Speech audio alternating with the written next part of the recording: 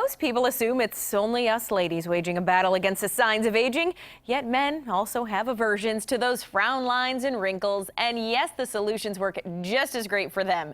So here to help all the men out there, Dr. Therese Stubbs of Therese Aesthetic Medicine with us. Always good to have you, Dr. Ann. Thanks for having me. So we don't talk about men a ton here on Daytime, right? But how popular really are men's aesthetics? Well, interestingly, about 90% of my patient population is women, but the fastest growing segment of my patient population is men. They're starting to see maybe their wives or girlfriends look good, and they know that they're in front of maybe clients in a business setting or in sales, and they want those little crow's feet or some of those lines in the forehead gone. And I was going to say that. What are their main concerns? The crow's feet, a big one, right? Yes, and we have seen Botox and Allergan's company that produces Botox and Galderma that produces Dysport have done studies, and they have basically come out with some statistics that show that men really don't like their crow's feet. Yeah. So basically, number one non-surgical male procedure is Botox or Dysport in the crow's feet area. And you can see with this gentleman here, just kind of his eyes look a little more open, a little more rested.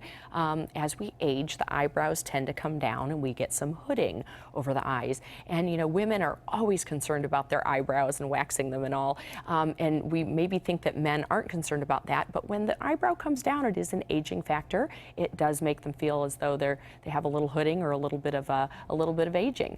In this picture here, you're kind of seeing that the frown lines are gone. Those lines between the brows that kind of are there when we squint or when we concentrate, they're never happy emotions if you think about that. Right, exactly. That's always what's causing the damage. Exactly. So after squinting or frowning or maybe, you know, squinting at a computer for years, those lines, that muscle moves over and over again and those lines begin to form. So men find that gives them a much more relaxed look. And like I mentioned before, people who are in front of other folks, maybe giving presentations or in the sales field, really do like the look. It's a very natural look. They don't look done. They can still, we still leave them with a lot of emotion in their forehead so they can emote, but maybe the lines that make them look older or the eyebrows coming down, we can eliminate that. And we have some video of you performing these in your office, and I think this is kind of that thing where it's a really good place for men to start who may be a little leery because this procedure isn't highly involved, right? Right, and this is, you are in and out in about 10 to 15 minutes with really not a mark on you, so you could go right back to the work world.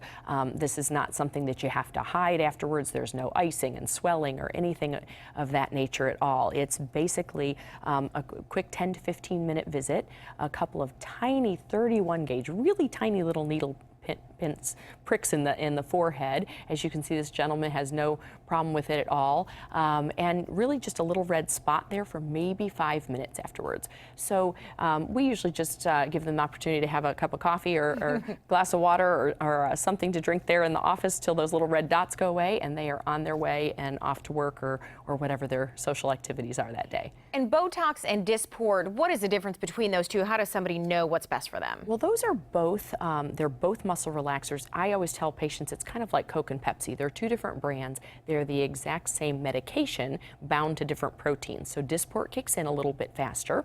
Botox has been a gold standard for years. They're both wonderful, wonderful medications.